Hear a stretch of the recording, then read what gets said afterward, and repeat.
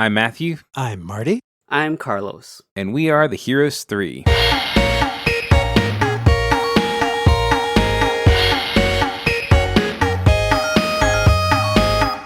Welcome to Heroes 3, the bi-weekly podcast where three friends explore the best, worst, and everything in between in the world of Asian cinema. And this week, we are taking a look at 2012's The Tower from South Korea, directed by Kim Ji-Hoon, and starring a bunch of people that I don't know. I'm sorry, I'm not super familiar with Korean cinema unless it's made by Bong Joon-ho.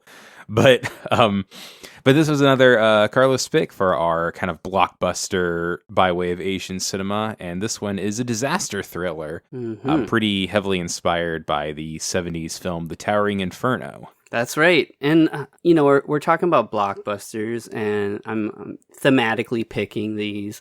And I realize that the ones that we've covered so far are basically riffing on, like, a known film. That's not my intent, but here we are. And no, I think it's a nice kind of, like, secondary theme to this this group. Yeah, sure. And I think it calls to the influence of Western culture across the globe. And I think, in different ways, a lot of different countries have picked up that torch. And I wanted to do that with disaster films. So, like, I guess, I don't know. We grew up mostly in the 90s, right, Matthew? Disaster films were getting pretty big around that time. I think of, I guess Independence Day and the Emmerich, movies, and I guess going back to Twister a little bit. Twister, sure. And I think actually, Titanic is probably what looms the largest. It's really built off of, I think a pretty big way off of the more successful disaster films of the 70s, which would include The Towering Inferno and say something like The Poseidon Adventure, where, right. They're meant to be these kind of like character studies of a group of folks that are just put to this kind of ultimate pressure. And but I don't know that we've really had a lot in the way of that kind of, like, 4-quadrant disaster movie in the West for quite a while. Yeah, it was like the preeminent trend for a big summer movie. And it honestly was like turning into what's going to get destroyed in the next big movie. If it's not the White House, then it's a global phenomenon, all that. Me and Kelly are really into watching disaster movies. We've seen the movie 2012 more than once. Okay, very fun, very bad disaster movie. Nice. Oh, and this movie, it was released on December 25th, 2012, which is like the Mayan one. It's like right around, like the 21st, I think is the date. It's around there. Mm-hmm. That was a fun time. Wondering what's going to happen. But it's always funny whenever we watch one of these kind of disaster movies, because there is always a cutaway scene to some national landmark getting destroyed, because it's like, well, Independence Day did it, so we're going to do it. Yeah, yeah. And if we're talking about stuff like The Towering Inferno, which is informing what we're seeing and talking about now, the other appeal was having like a big kind of named cast, like an ensemble of like these celebrities that are almost like a stunt casting to see who lives and who dies. And I feel like, like you said, Matthew, not being as familiar with Korean cinema, there are some names that jumped out to me, but I don't think this kind of pulls in the same way that The Towering Inferno does. Because, that's like the echelon of that at the time, because you had not only Steve McQueen but Paul Newman in the film, and I don't know who the Fred Astaire of Korea is. Sure, but you're waiting to see like if they live or if they die or how they die is also fun to think about. But in this movie, it's definitely calling to something like that. But I wonder, and I know it was a really successful film release at the time, but I wonder if that was also a facet that maybe us not as familiar with the cast, a Korean audience would be more. I think that's probably fair. And it might be kind of an interesting stress test, kind of like, I don't know, like trying to take a song and make it travel in a different language, where there's just that phenomenon with lyrics where you lose the rhyme, you lose the kind of all the, I don't know, suggestive quality of language, and sometimes it can end up being a test like, oh, am I still kind of moved just like musically or whatever else? And I think in the case of The Tower, I wonder if you kind of strip away any of the kind of notoriety of some of the cast, kind of how it just plays to kind of a maiden audience, just as far as connecting with this very kind of wide ensemble of characters. It's funny, something it was kind of bringing to mind a little bit, just trying to place it at that point in time, especially the first act of the movie, you know, while I think being a very solid kind of like modern day remake. And I think overall, I don't know, this could be a kind of template for maybe how you could approach a kind of 60s or 70s era Hollywood movie in kind of a more like modern vernacular. But that first act, you know, which is it's a little cutesier, it's a little comfier and cozier. It's kind of reminding me of like the last few like Gary Marshall movies. Like he made like a kind of just a cameo ridden rom-com Valentine's Day, and then I think New Year's Eve or something, like the very next year. Yeah, the holiday run. Yeah, and I think those were just like 2 years prior to this, and it's like,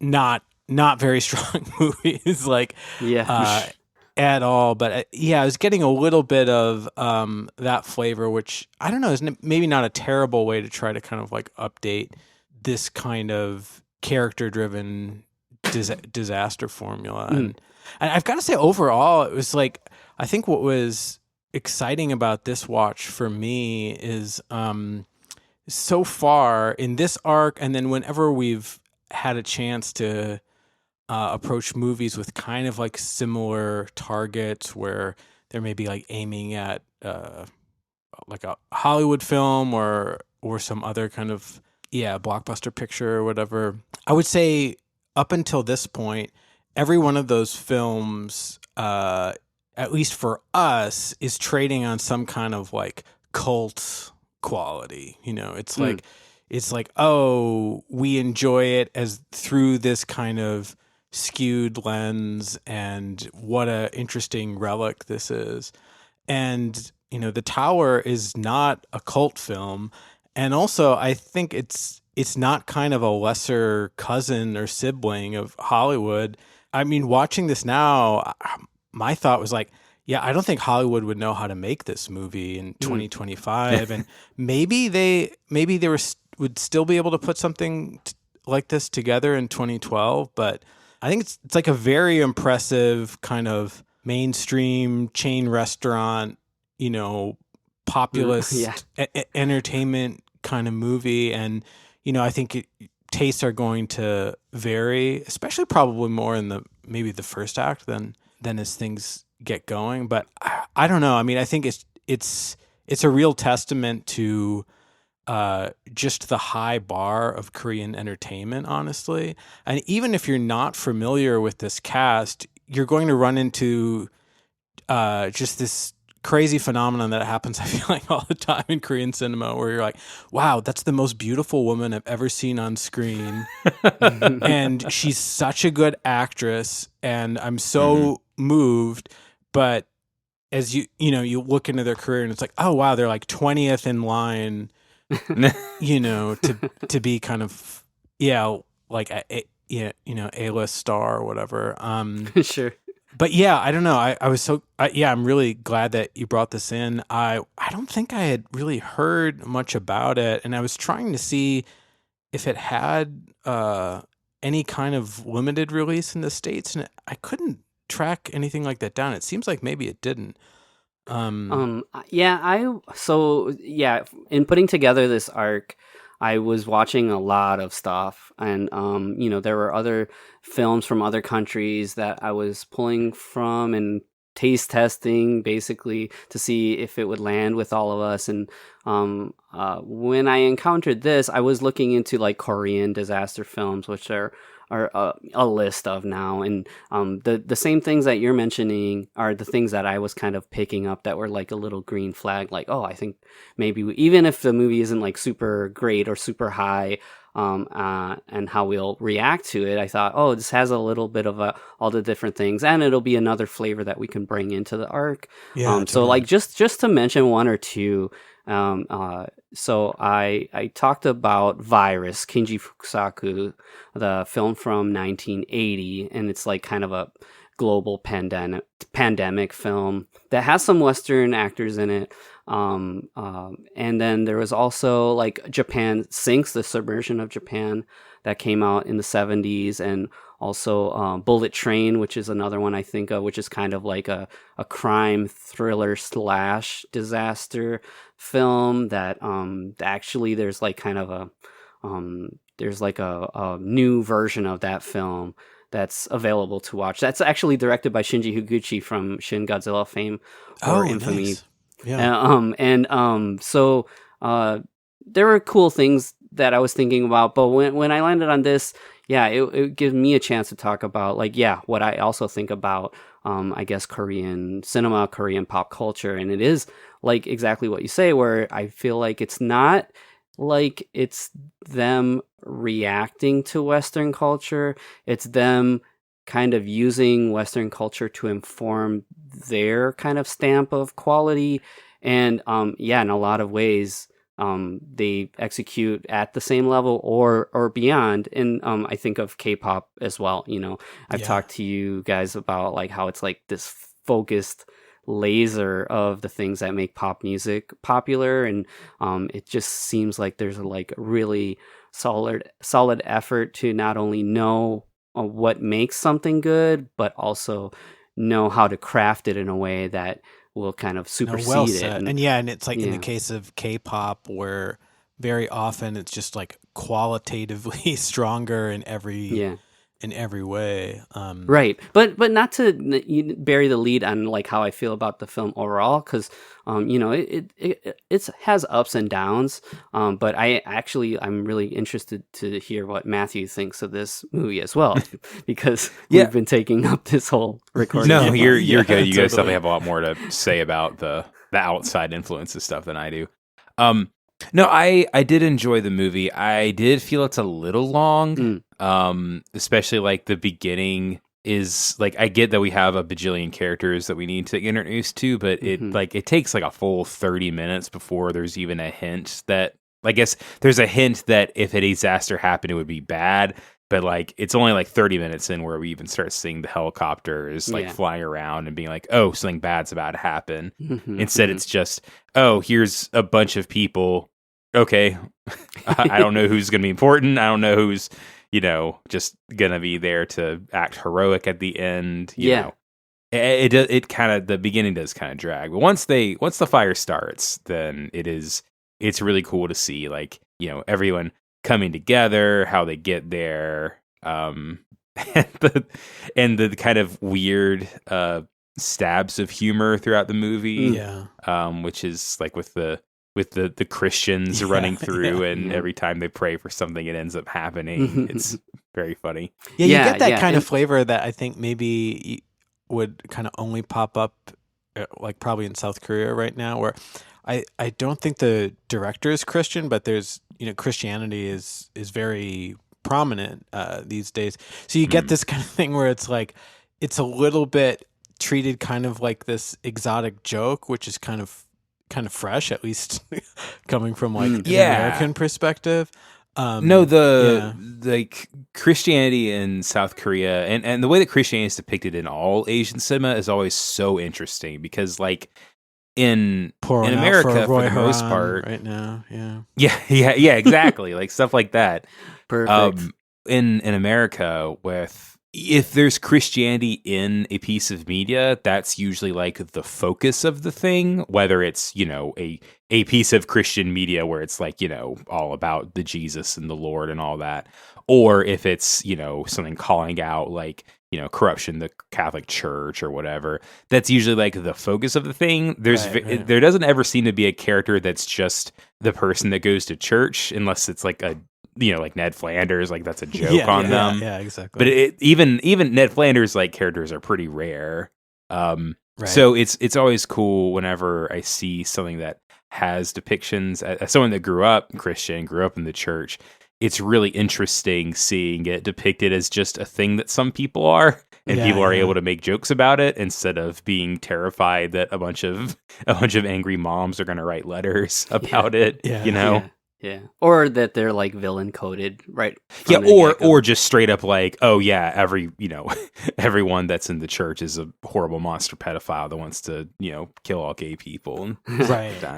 So there's these different flavors that you see, and that calls to kind of the ensemble idea. And when the first act kind of shows you all these characters, and to me, and also I'm not super into K-dramas, but the way they handle the melodrama in this movie definitely makes me feel like a soap opera or something like that. And that's kind of what you're being pulled through in that first act. But then when the disaster starts, then it's like this tonal shift where you've got like, explosions and bloody messes of people and all of this stuff. And you're like, whoa, wait a second. And then by then you're already kind of in your brain, you're mapping out where are all these people and how are they going to get out. And I think even in the first act, and tonally, it's probably closer to something like a Hallmark movie or like a Netflix romantic comedy or something.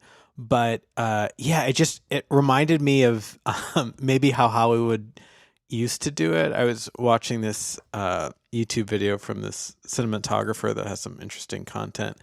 And he was trying to highlight this absolute like gem of 90s cinematography, and then the shots like weren't all that revealing, and then he finally acknowledged what it was, which was like the Lindsay Lohan Parent Trap movie. But he was using it as kind of an example to kind of maybe mark the state of cinematography at that point in time versus, kind of today.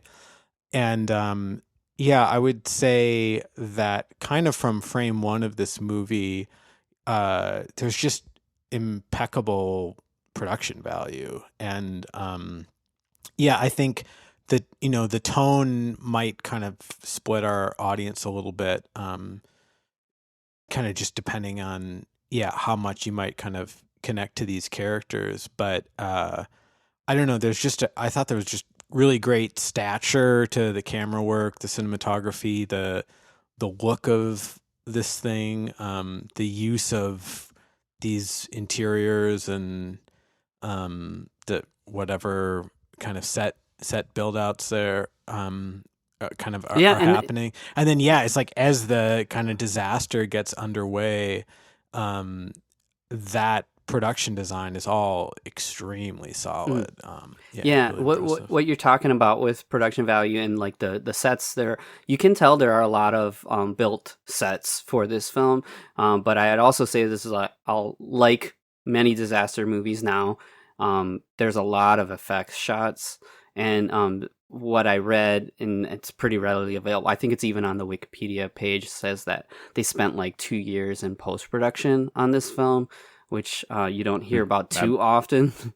But you can see I believe it though. In a lot of the effects shots, and but the practical stuff too. You've got like rooms that are like crumbling and splitting in half, and pillars falling, and lots of kind of rubble, like kind of sets, and it looks good to me. And I think a lot of the CG shots are like really well judged, so you don't get a lot of the kind of like video game cutscene, like high speed virtual camera crane zipping around kind of thing or whatever. And so it's like maybe the fidelity of the actual CG and the animation is not like Weta ILM level, but I thought most of the shots actually held up pretty well, and I didn't find myself like bumping out of the movie at any point. Cool. It also helps that almost all the CG is done. It's done at night because that's the disaster happens, like at midnight or something like that. So the darkness always helps with you. Totally. CG looking better. Yeah, we should probably talk about the movie itself. Let's do it. Yeah, let's get into it. We're cool then. But first, let's take a look at it's always weird whenever these are very much in post VHS era, but we'll look at a film synopsis. The Netflix. It could be back of the Blu-ray here, yeah. Yeah, back of Blu-ray, yeah. The Netflix short synopsis. Yeah, we're not getting into the AI written synopsis. No, not yet. Not Gritty dot soapy dot engaging. Yeah. Yeah. As Lee Dae-ho gets ready for work, he promises his only daughter Hana that it will be a white Christmas. Tower Sky stretches 120 stories high above the island of Yoido, and Dae-ho is there to make sure the grand opening is a success. But cracks begin to show, and when disaster strikes, the dominoes start to fall. As the skyscraper burns, multiple rescue efforts within and without face hurdle after hurdle to both save and survive the disaster. Will Dae-ho make it out alive, all while protecting his daughter and the woman he loves? Find out in Kim Ji-Hoon's The Tower. So the movie starts with us getting introduced to our kind of cavalcade of characters. The main focus of which is our what's the guy's job at the tower? He seems to be just a management type, kind of like a logistics. Like if there's an issue, they call him to check on it. He doesn't seem like he's like the maintenance guy, but he seems like the guy that would contact maintenance to get has some something kind fixed. has all these security privileges and stuff. But yeah. It's interesting. But Lee Dae-ho is the character's name, and he's played by Kim Sang-kwang. Mm-hmm.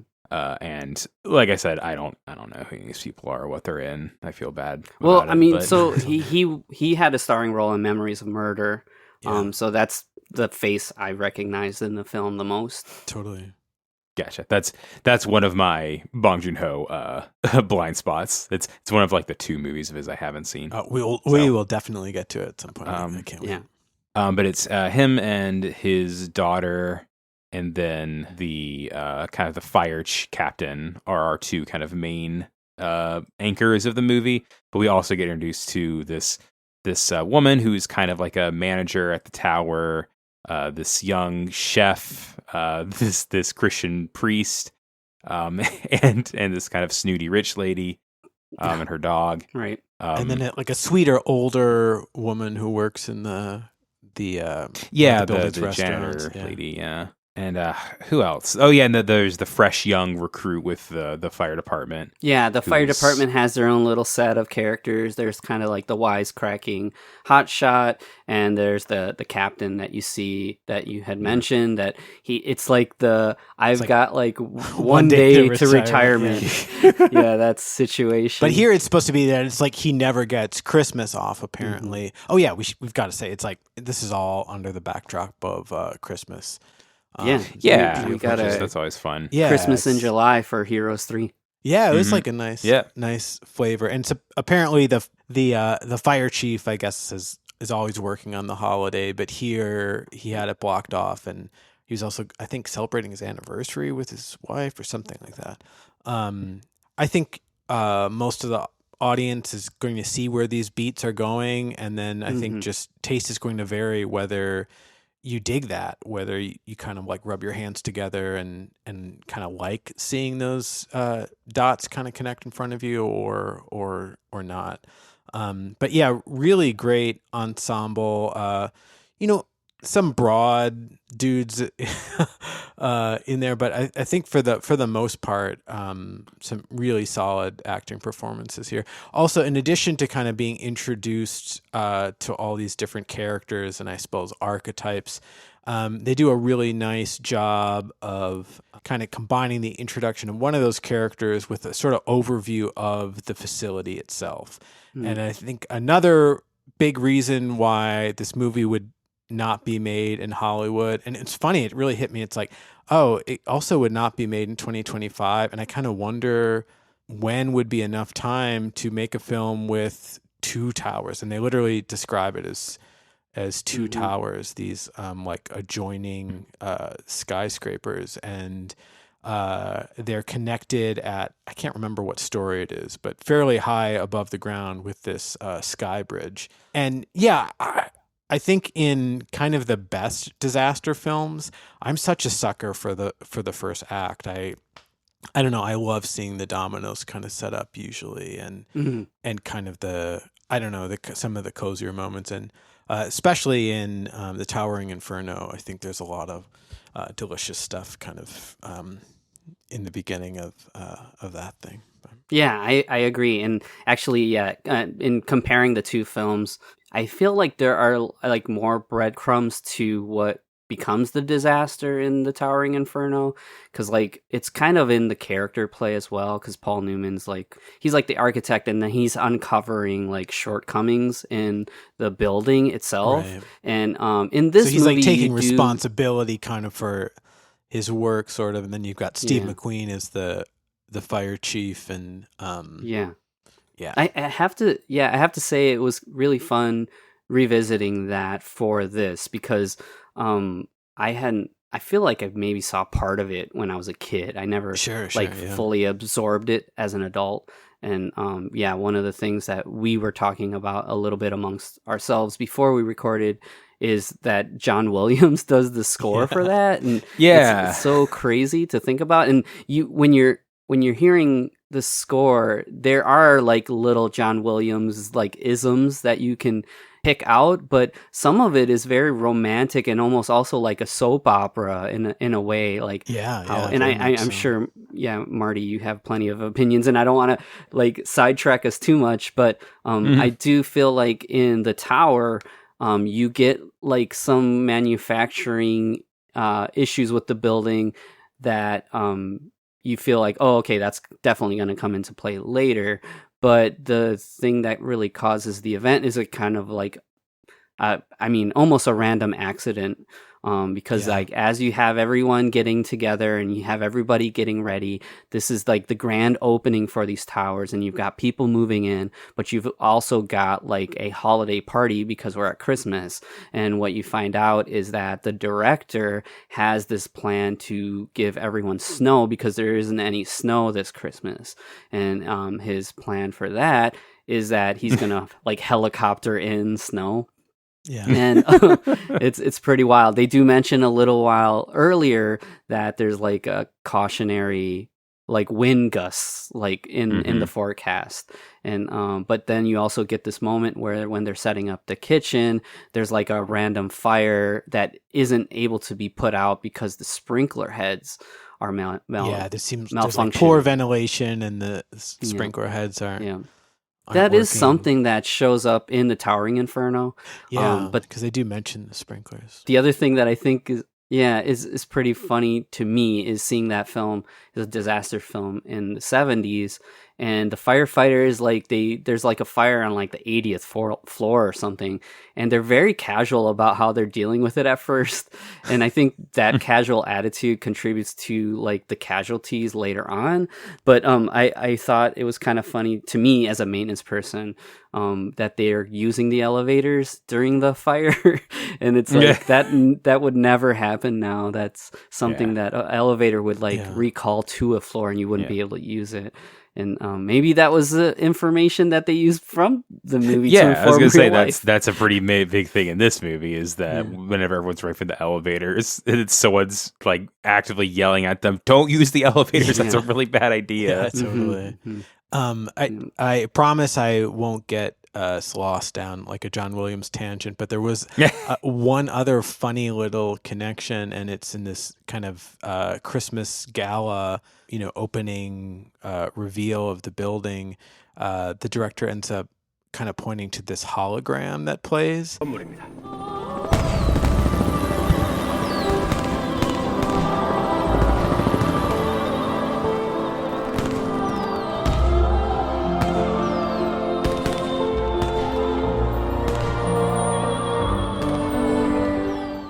And it's very clear that the music that was temped for this was the piece For Always from AI, Artificial Intelligence, which is another John Williams score.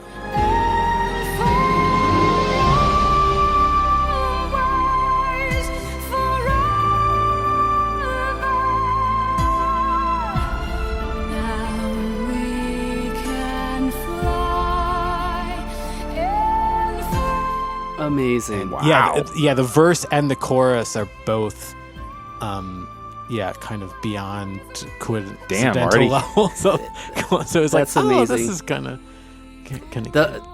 Yeah, bouncing off of that, there is definitely another case of temp music because there's like the montage when everybody's setting up for the party and the kitchen's working and people are coming in and out of the building.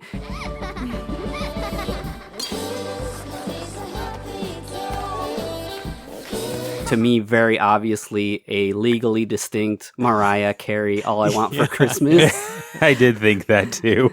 So yeah, I think you're dead on with that temp score idea, and I think we've talked about that on the podcast before. It's like painting yourself into a corner in movie production these days, and I hope that that's changing. I kind of feel like maybe it is. You would probably have more info on that, but yeah, sometimes when you have a director filming to a temp score, they become so attached to that you kind of end up with a half step away from it. Yeah, it's definitely here to bad. stay. I think as long as directors and editors want to get their hands on the movie and on the cut as quickly as possible, and can't imagine many situations where they wouldn't want to do that, or they kind of actively leave that space for us. But alas.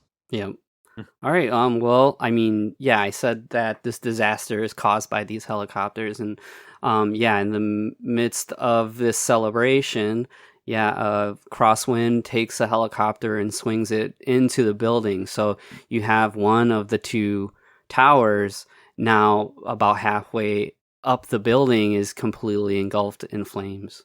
And how do you, I mean, even in this year, 2025, how do you approach a rescue, and, how do you put the fire out so high? It's almost unthinkable. Right.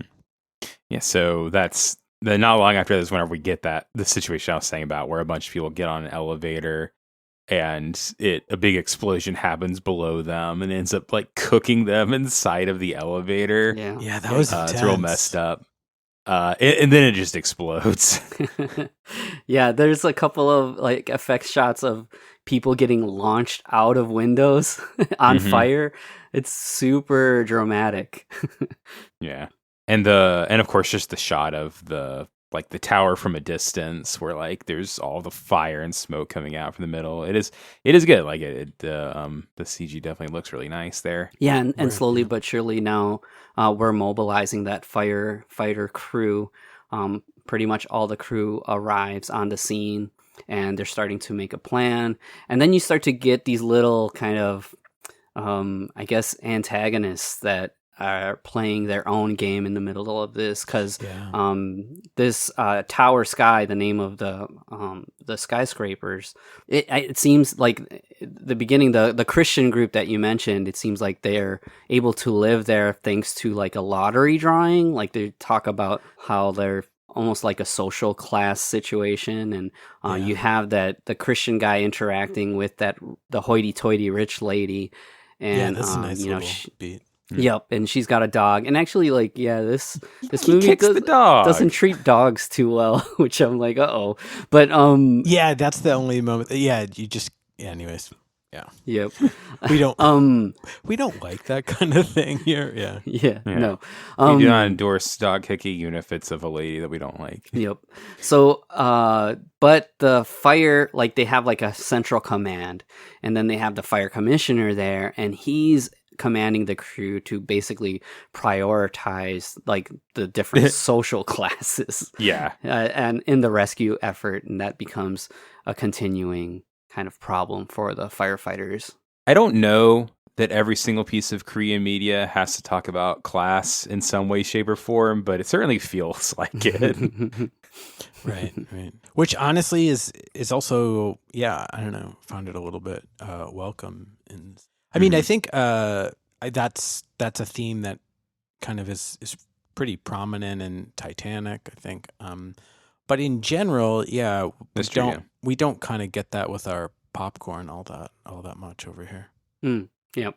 And yeah, to focus on the main characters a little bit too, what we really haven't said is that the Daeho, the dad, has his daughter with, and it's also like this kind of matchmaker K-drama thing where there's a female protagonist here. And yeah, this is played by Sun Ye-jin, and she's awesome. I had seen her in The Classic years ago, which is another film directed by Kwak Jae-young, who did My Sassy Girl. But oh, cool. Yeah. So yeah, then you're kind of getting the sense that, he wants to either ask her out, but he's too scared and just the time isn't right. And they have these kind of meet cute situations. And then what ends up happening is that his coworker kind of sets it up so that the daughter ends up with her, and so they're together, and then the disaster begins. So then now it's about the dad getting to them. So there's this kind of anxiety of them being separate. And it's the first of like 3 times where they reunite and then have to separate sadly and then tearfully reunite. Yeah, totally.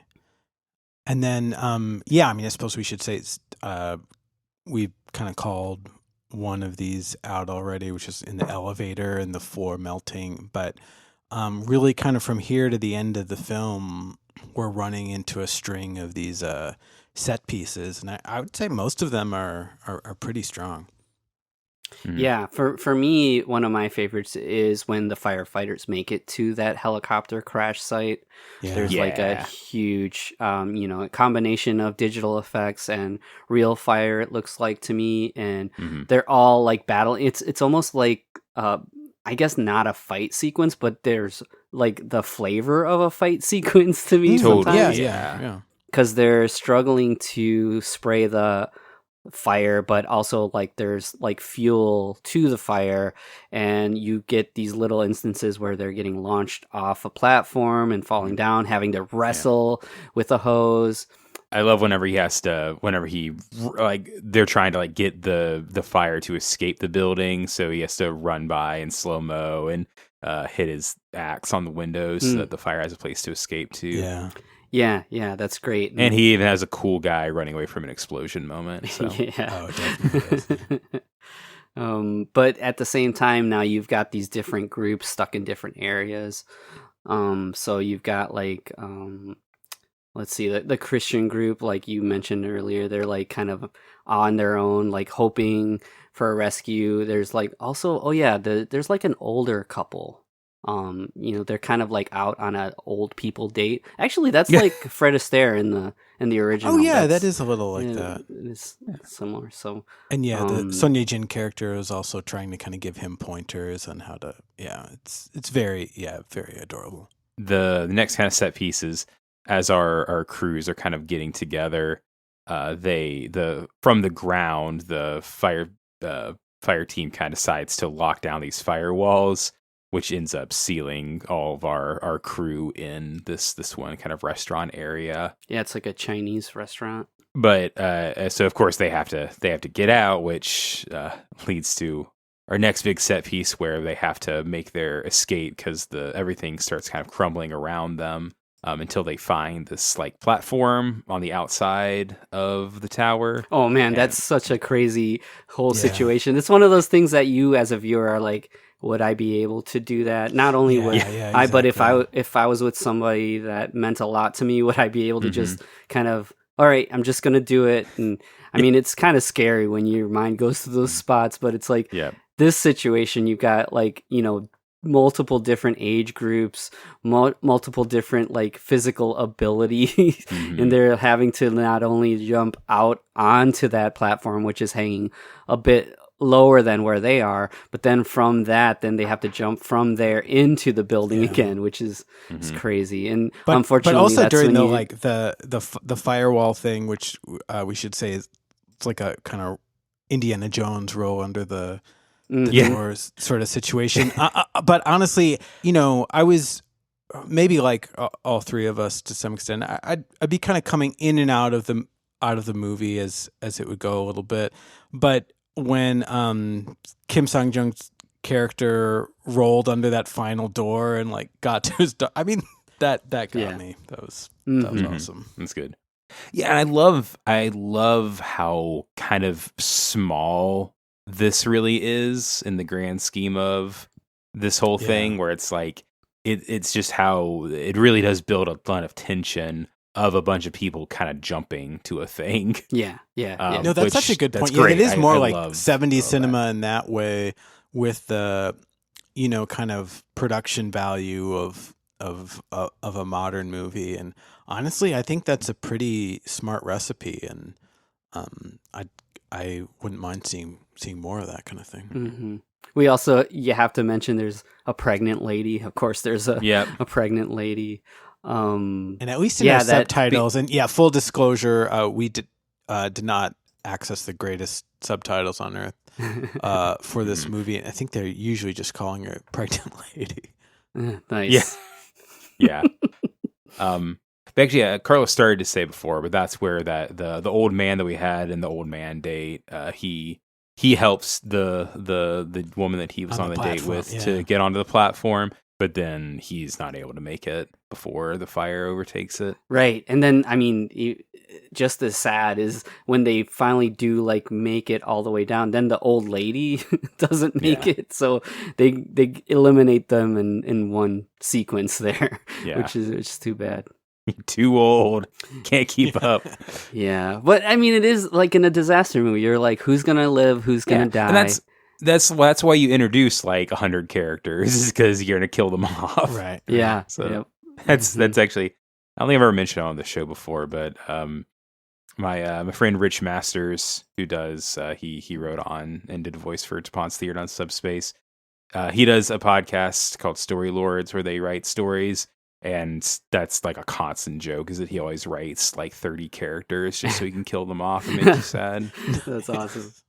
We're also a fan of Toonhounds here. So if you want to hear some fun talk about cartoons, check out Toonhounds. So I gotta have you on there, Carlos. I've been dying to, actually.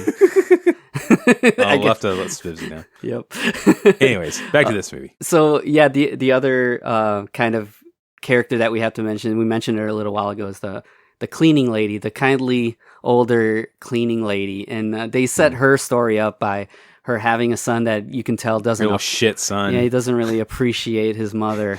Doesn't appreciate his mama. So then it turns into a situation where she's in peril. She does get rescued, but the first thing she says to our lead is to give this money to my son. It's like, oh man. And slowly but surely you see the son start to realize the magnitude of the situation, and he gets pulled in to witness what occurs. But she's still hanging around. That's great so far. So our next kind of set piece is this bridge to get across to the tower that's not on fire. But it is of course cracking, and they say that like you can only go one person at a time across the bridge. And of course they send the little girl over first, and she makes it. And then this shitty guy that works for the tower gets impatient, pushes the pregnant lady over. But then he immediately, the glass bridge crumbles underneath him. He falls. Some George Costanza energy there. But this is really as perfect as that kind of scummy character gets. And it's, and honestly, the whole vibe of the Sky Bridge, it hit a really like sweet spot for me as compared to, I never saw this, but wasn't there some like Dwayne Johnson Skyscraper? Yeah. Was it just called Skyscraper movie? Maybe like 10 years ago or something like that, where I just imagine like we'd get a lot more kind of like YouTube bro, isn't that cool, like rubber bandy, like camera shots around that kind of Sky Bridge, and like shatter the glass in your face at like crazy slow motion and stuff. And I don't know, I think I thought this was all really well handled, where it was a really like strong visual and had this kind of like definitely modern look, but we kind of never lost sight of really the character peril in the speed. It was great. Have you guys ever been to well, it's called Willis Tower now in Chicago?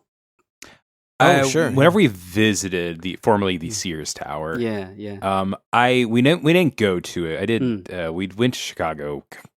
About a decade ago now. Yeah. We did see it, but we did not go into it, unfortunately. There's like an observation deck up at the top that you can. They have like kind of a glass box that you can stand in, and you get the vibes that you see in this tower because the tower. The sky bridge, it has like a glass floor. So as you're walking by, you can look down and they take good advantage of these top to down shots showing a person walking across with the 100 floors below them. And it kind of reminded me of that. There's also like, I mean, this is really putting me in a location, but in central Wisconsin, there's a place called House on the Rock. That's kind of like this oddity. Yeah. Place, and there's also like kind of a high altitude protrusion where you could walk to and look down a window and see the ground far down below. Kind of think of things like that. But you've also seen like like memes of like in China there's like these mountainside walkways that are the floor is glass, and then some of them have like this kind of LED screen on the glass that makes it seem like it's cracking under you, and you see people reacting to it, which is pretty funny. But classic. Yeah. The thing before we move past this that I want to mention is just shortly before that we have like probably one of my favorite comedic scenes. Where Matthew had mentioned about the Christians praying, and they're all like in this pool and they're praying for like a savior to show up, and just it happened to be that the firefighter was making his way over there, and he responds to that with perfect comedic timing because they're saying like hallelujah, hallelujah, and his arms are kind of parted and like he's like, back. Yeah. And then everybody says amen. It's really funny in how they handle the comedic timing there. It's good. So now everyone's separated again, and what's worse is now we find out that the tower is going to topple over and destroy the other tower as well as a bunch of city blocks. So they have to detonate the whole tower to bring it down without killing as few people as possible. So now they got to figure out how they're going to get out before that happens. Yeah, and there's also a plan to kind of help prolong it. That's right. There's like these big water towers that are up there that are weighing offsetting the balance of the building or something like that. Yeah. So they have to drain that, and that leads to another good gag with the Christian group where they're like, "We need a tsunami to put out these fires," and then all the water rushes in. I would also say that this calls to the Towering Inferno because one of like kind of the last act ideas is that there's these water like tanks up at the top of the building that if they explode those, it can put the fire out. And this movie doesn't like directly nod to the Towering Inferno, but I feel like ideas like that and ideas like the sprinklers not working on a floor, it kind of is like one step away from like winking at anybody that has familiarity with it. And I believe that I don't know, I never read it, but it's based on written works, the original Towering Inferno, so it could also maybe be pulling from that original written material. Maybe that's a through line. Yeah. Oh, right. So now we get the kind of the button on the emphasizing the rich people, where the people on the other tower, they're kind of evacuating them with helicopters, and of course the rich couple with their little frou-frou dog, as well as the daughter, make it out. And the guy's very like, she's like, I need my son. Her son is actually the dog. Yeah. Which I completely understand. No, for sure. Yeah, whenever I saw it, I was thinking like, I feel like Carlos is like, that's right. All right. F these kids. I don't care. Give me my dog. But I mean, yeah, it's a villain coded here, and you also kind of the look get on the chief's face when he. Oh yeah. Comes out. Yep. But I do really like the kind of the frustration in the firefighter crew when they realize what they're being tasked to do. That happens a bit earlier, and then also it happens here, where they're like, "Damn, this is just for these rich politicians or whatever." There's some photos of a guy like looks like he's in politics, but I enjoyed that. But you also kind of get this tension of like the captain, he's like making these like tough choices in order to help everyone succeed, and you're like, I kind of feel like, based on what I know watching movies in general, you ain't gonna make it, dude. Yeah, sorry. I got a bad feeling. Yeah. So now our next big set piece is to get down as fast as they can. They go to a freight elevator that has like these automatic brake sections, I guess, it's like to prevent something from doing every 10 floors to prevent a free fall. So it's them kind of like terrifyingly going down and like seeing the number tick down really fast, and then at one point it gets stuck, so they all have to jump up and down to get it. I love that. And it's, it's a situation where you also like, I guess for me, like I work with elevators a lot, and I know like how stupid it is to kind of put your hands, where they shouldn't be and on the maintenance of an elevator. But here I feel like they play it in a way where it's like, this is a very exceptional situation. So I'm not too critical of like the choices here. I'm just, I'm just ready to see how they handle it. At any time in any movie, if there's an elevator door open halfway on a floor, I'm like, oh man, like really bad. And to kind of like pull back a little bit, I've been watching the Final Destination films with Joanna, my wife. Sure. Oh, nice. Because she's never seen them before, and we've been having a lot of fun with that. But there's definitely elevator scariness in those movies. There's a lot of stuff in this movie that feels very like the guy saw a thing whenever he was in a high-rise tower and then thought, oh man, what if that went wrong? Yeah. Right. Scary stuff. But yeah, elevators are a great convenience, but also terribly scary to me working in maintenance. Oh man. I was almost expecting there to be kind of like a almost exploitative thing where like the person's reaching through the elevator and then the thing falls and cuts their hand off or something. Dude, but yikes. None of that. But a few people are able to get out, but then a lot of the crew, including our love interest, Yun-hee, right? Yun-hee, Yun-hee. She gets sent down and is presumed dead while the rest of our people get outside. Yeah. Including the pregnant lady. Pregnant lady's okay. Pregnant lady, okay.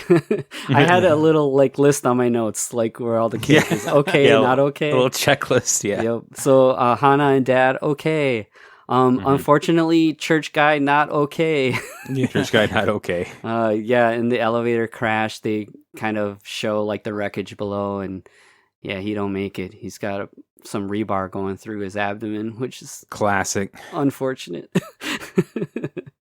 But then the last plan is now to rescue these potential survivors. Yeah. And actually, Daewoo gets his own firefighter equipment. Yeah, I saw that. Nice. Although I will say it was a little hard at first to keep track of who the firefighters are because they all kind of look the same because they all have like soot all over their faces. The uniforms like you said, are all it's the all same. very dark, not middle of the night kind of stuff. Yeah. So whenever I first saw it, I was like, "What? Oh, it's the guy from before." Okay.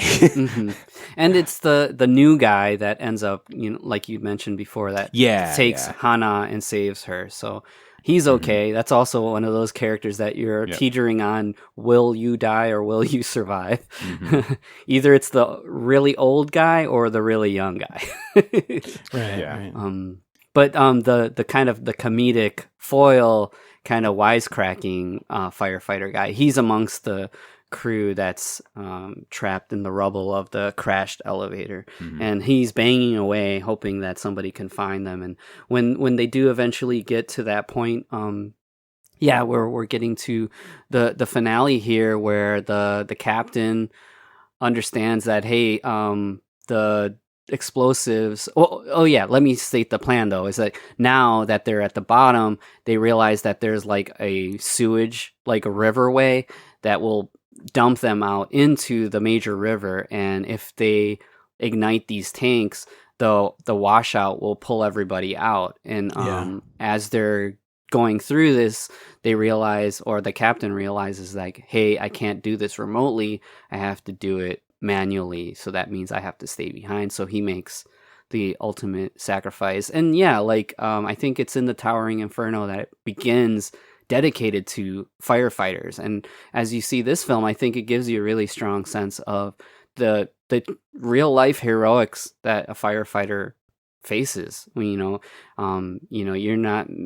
You're working as a firefighter, but you have no idea what your day can bring. And when push comes to shove, you're saving people. It's pretty great to think about. And yeah, it's good to be thankful for. Yeah. Mm-hmm. So he has his big heroic moment, where he calls his wife, because he's kind of been a bad husband, and he calls and leaves her this whole message about how he's sad that he wasn't there. Yeah. It's like you're saying, it's very soap opera. It's very melodramatic. Super melodramatic. And then I mean, really solid performance. Oh yeah, very very good performance for sure. I'm not trying to undercut it. It's just very melodramatic. But then he has to. The worst part is he has to hit the button to make the thing explode. Which it's one of those things where, like, obviously I hope I'm never in that scenario. But just like being in the scenario where you're not going to make it out is one thing, but having to actually hit the button, ooh, that'd be rough. Yeah, man. But then the plan works. It flushes everyone out down the river. We get a great shot, a very 9/11-ish shot of the tower collapsing and the ashes like going through the city street. And a little bit of kind of reconciling. And then I don't know if we mentioned it earlier, but it was going to be the fire chief's night off, like with his wife. And so at one point he had stopped by this bakery to place an order for this like Christmas cake, and he didn't understand that you needed to reserve it ahead of time, so he wasn't able to just walk out of the shop with it. But they said, "Oh yeah, if you reserve it now, you can pick it up later tonight." And then the final shot. This is like this shot zooming where they into rest on his kind of unclaimed cake at the bakery. Yeah. Again, very much this kind of like Korean melodramatic, sort of flair. But I don't know if we had a super strong kind of final like really kind of wrap it up ending idea in the final 5 minutes. I don't know what you guys. No, I would agree, because then it ends with our daughter and the kind of surrogate mother reuniting, and then of course the father and daughter reuniting, and it's very sweet. But then the movie's just kind of over. Yeah. There's not. I was totally expecting there to be like a 3 months later kind of something, just a little extra epilogue. But nope, that's it. Yep. Some tearful reuniting. And then we get credits. Yeah, that's the tower. One of the things we didn't state is I think the chemistry between the father and daughter is super strong. It is, and I think that your investment really teeters on that. And I thought that was really successful. And I love the daughter is very very spunky, very kind of precocious. Like she, earlier on, the way that she gets Yeon Hee to kind of come up to her and pay attention to her, start with she's pretending to cry, so that she's walks over. Yep. Cool. Yeah, that's the tower. Thanks, guys. Yeah, man. No, thank you. This is a good. Yeah, it's funny. I mean, like I might have been saying at the beginning, where I think so far, at least in this arc, I think we're kind of digging into these movies like they're these kind of like cult features. And it got me thinking about, how a lot of Asian cinema is kind of marketed and distributed right now. And in a weird way, I could see this movie being in kind of a no man's land, just because it's a very solidly made mainstream piece. and it it doesn't really have this kind of like cult quality for like the weirdos like us that would come out for it, and it doesn't have some kind of, I don't know, like exotic flavor that, for better or worse, I think did drive some of the momentum for, say Jackie's movies in the 90s or whatever. And then it's also not in this like art house territory, like a Parasite or a Park Chan-wook film or something. So yeah, I don't know. It's kind of interesting. I don't think, like these really solid Korean mainstream movies should be kind of punished for that. But yeah, I wonder if it kind of reveals a little something about how we look at international movies in the West. And I think if we're being honest, there hasn't really been really impressive competition to the Hollywood machine much at all in the kind of history of blockbusters. And you mentioned I think that it's going to be fascinating as that's less and less the case. Yeah, I was going to say I think we're unfortunately going to see in a lot of facets of things how America completely dominated everything over the past, 80 or so years, and seeing that not happen as much in the next decades to come. Right. Which I do think will result in some really cool stuff coming out of countries you might not expect. Marty, you mentioned that skyscraper film with The Rock, and I believe that was like a kind of like a China market directed film. We had some time post Michael Bay's Transformers, where it's like, oh, these movies are making a ton of money in China, and then like China starts to kind of stick their fingers into budgets for Hollywood films, and I'm pretty sure that was one of those cases there. But in Marty used some term, I forgot what was, but talking about mainland Chinese stars that are very pretty and have zero charisma. Oh, right. There was something you said in the Shadow episode. I can't remember. Yeah. Nice. But yeah, The Tower, 2012, very good movie. I was not expecting. It definitely is a slow start, but once we get into it, all the set pieces are super fun, and I liked it. Yeah, and there were a couple of other South Korean disaster movies that I had been considering. There's film with Lee Byung-hun called Ashfall. That was kind of interesting, worth checking out. There was another one that's like it's called Emergency Declaration. It's like a plane kind of thriller kind of / disaster situation. I think there's one called The Flood. That might be a pretty new one. I didn't actually watch it, but when I was doing some homework on South Korean disaster films, that was coming up. Nice. Well, thank you so much for checking out our show. If you enjoyed it, then you can check us out on all of your social medias of choice. We're at Heroes 3 Podcasts on all of them. Do you have a Hollywood blockbuster style disaster movie from a country other than America? Please send us an email at heroes3podcast@gmail.com. We really do read all the emails. Thank you to everyone that sent nice emails. Yeah, you rule. Thank you. Next week, we're continuing on with our blockbuster extravaganza, I guess. So, Carlos, what is our training for next week? So, I've been having you guys pick, and you keep sidelining Alien. Yeah.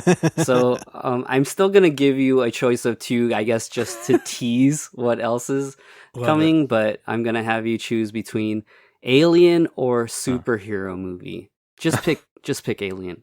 Dude, let's pick Alien. I need Alien in my life, yeah. All right, so, give me some weird alien movies. Yeah, I mean, this isn't really what I think anybody is going to expect, and it's not the green slime, but this is a Wong Jing film. Oh boy. From 1986. Even better. And it stars Andy Lau. Nice. And Cynthia Rothrock. And we'll see Richard Norton again. This is The Magic Crystal. Oh, dude, yeah. Nice. Inject into our veins. Here we go. And I think most people will be like, what? Maybe? And you'll understand when we watch the film. Very cool. All right. Well, until next week, we're taking a look at The Magic Crystal. I'm Matthew. I'm Marty. I'm Carlos. And we are the Heroes 3. Remember your training.